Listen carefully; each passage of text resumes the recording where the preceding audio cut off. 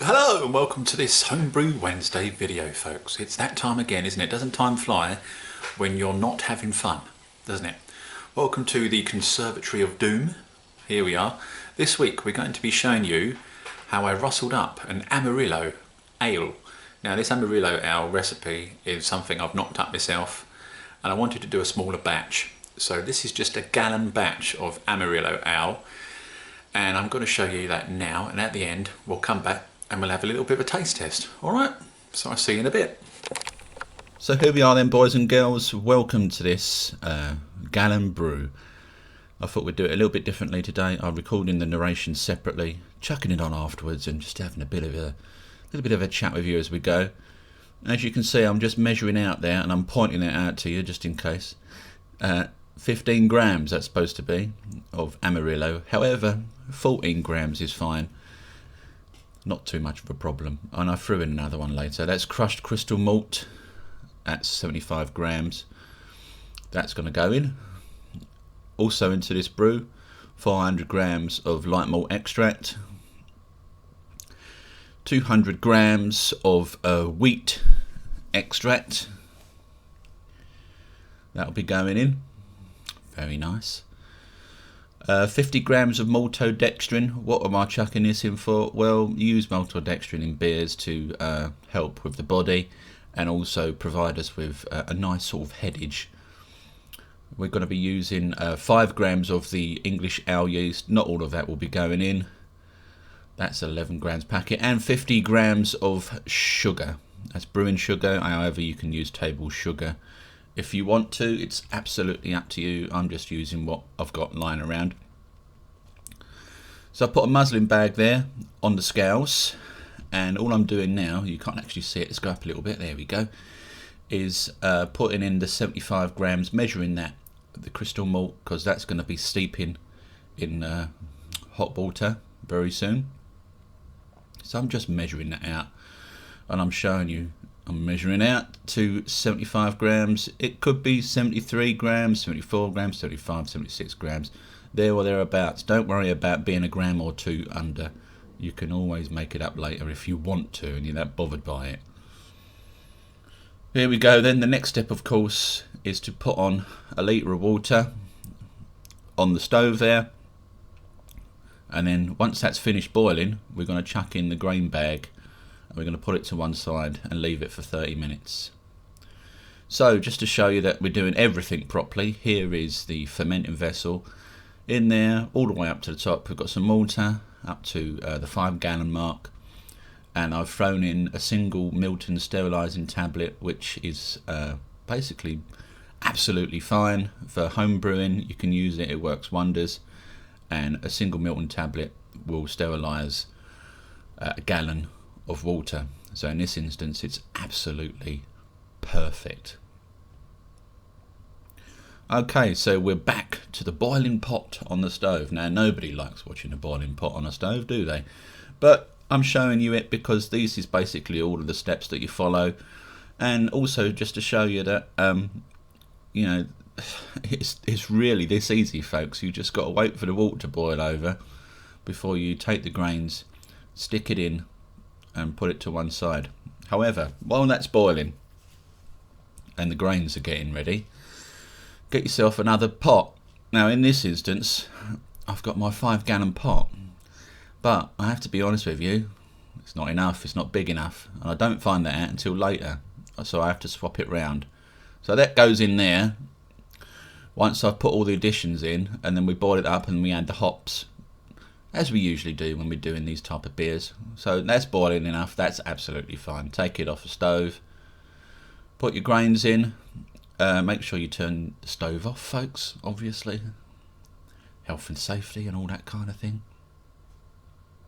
And just make sure it goes under the water. That's all I'm doing there, is just basically making sure we get as much out of those grains as we can. Put the lid on, leave it to one side and come back. Now, roughly 15 minutes before the end of that half hour, there we go, just going to show you there, fill up a pot with 3 litres of cold water Get your additions, folks. Get your additions ready and start chucking them in. There goes the 200 grams of wheat malt extract. The next thing to chuck in is the 400 grams of light malt extract. And then we chuck in the maltodextrin, I believe. That's coming up any second now. Exciting this, isn't it?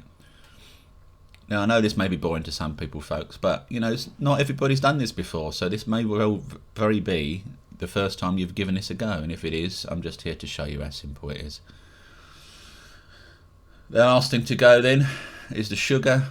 Chuck that in, and the idea with this, folks, is we just let it steep. We'll give it a stir because we want to make sure we don't let the malt extract and the sugar and everything we've just thrown in stick to the bottom of the pan. We want to make sure that we can unclump the bulk of it. You're never going to be able to get it perfect because it's cold water, but once you get it on the boil, those clumps will disappear, folks, I promise you. Don't worry about them too much. You can see there's a few clumps there, but once you get the boil going, it'll be absolutely fine.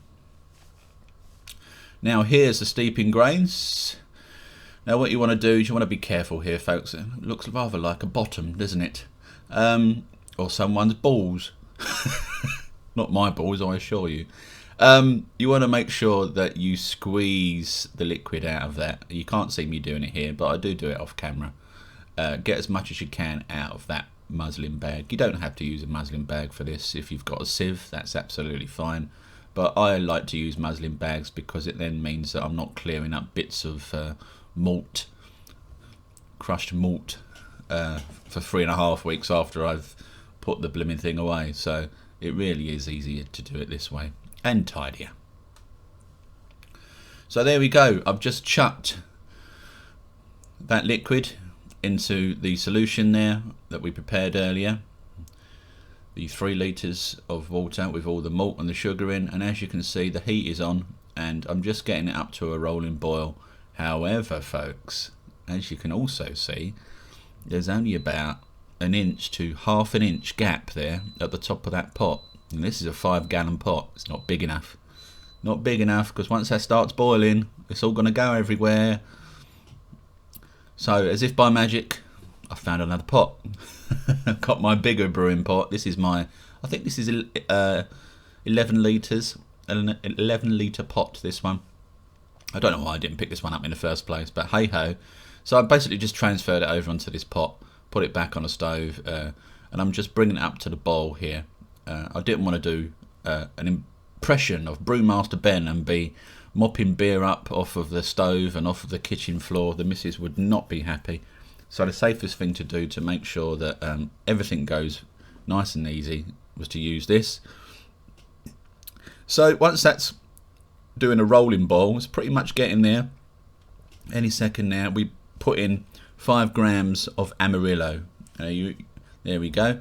Now we measured out 15 grams earlier, didn't we, or 13 or 14 grams, and I threw in another hop pellet or 2 to make it up to 15 grams in total. And you want to leave that on there on the stove boiling over for 45 minutes. Here we are approaching the end of that first 45 minutes, as if by magic. Notice I've got a towel there to take the lid off. If you're going to put the lid on, folks, you don't have to, it's up to you. I'm trying to contain the flavour and the smell. Make sure you take a towel because you will burn your hands. If you don't, you will burn yourself, folks. Now, I'm just pointing to the yeast here to tell you that we're not going to be chucking that yeast in once this is all finished. We need to make sure it's at the right temperature, and to get this down to the right temperature is probably going to take a couple of hours. You can put it in an ice bag if you want, a sort of ice bath, that kind of thing. Ice bag, what am I talking about? Put some ice bags around the pot in a bowl, or whatever way you want, whatever way you choose of bringing that down. The other way I do it is just stick it in my fermenting fridge, get the temperatures right, and it takes 2 or 3 hours. I just threw in another 5 grams there, Amarillo. Oh, excuse me, coughing on the truth. Have a little bit of a tidy up there while we go. And we set the timer to 15 minutes, and we let that boil for another 15 minutes, because that's the way we're doing this particular recipe. There we go, and we're off. There you go. There's a fermenting vessel. I'm just showing you that to prove that I've washed it out and it's all nice and clean. I'm chucking in the last 5 grams of Amarillo in a hop bag, and all we'll be doing is pouring the solution once it's finished boiling over the top of that grain bag.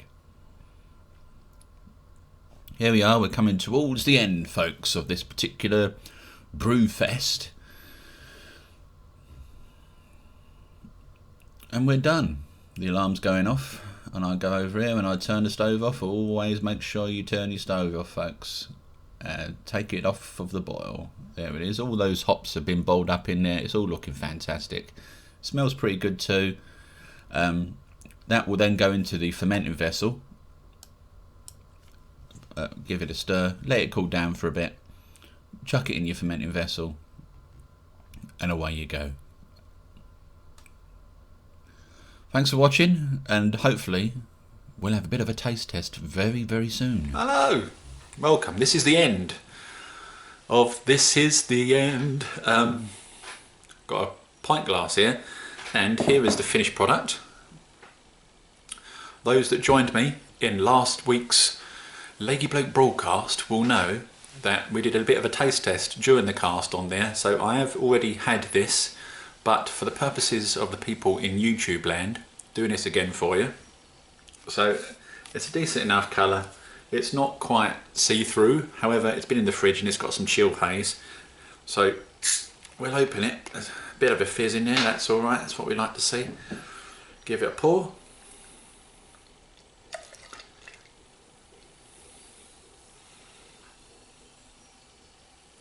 I'll be a bit aggressive on the pour because I know this hasn't got a massive head on it, but there it is. There's my Amarillo Ale, folks. Now it's only been in the glass, the bottle, for a week and a half, 2 weeks, something like that, after carbonation. So this particular ale will taste better once it's been given a little bit of time. However, let's give it a little bit of a smell.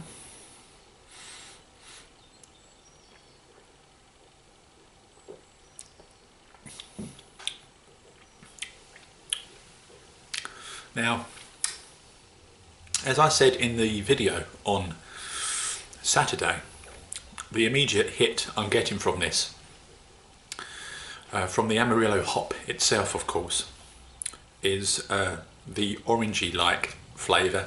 And when I say orange, I mean a sort of oakish tangerine flavour. Imagine biting into a tangerine without taking the orange peel off. It's like that. Tangerine, any sort of citrus, little clementines, those kind of things, you know. That's the flavour I'm getting, folks. However, you know, it's not a bad beer.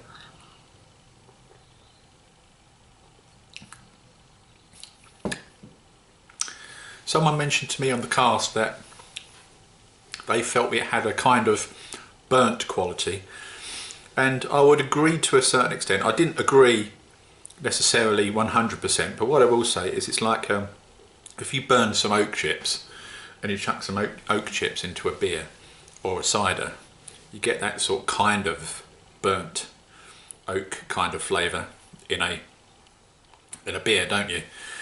And it kind of reminds me of that. I'm probably explaining it not very well. However, that's my interpretation of it. But yeah, there is a certain amount of orange citroness in there. However, it's quite bitter. I would say it's not as nice as the Cascade beer. And when I say nice, I mean it's not as light as the Cascade. The Cascade is quite light and gives off some really nice tones. However, this is a little bit bitter, and so it will suit people that like that more sort of earthy kind of beer rather than the fruity ones. There's still a little bit of fruit flavour in there, but as I say, it's more of a sort of orangey kind of thing going on. It's not unpleasant, but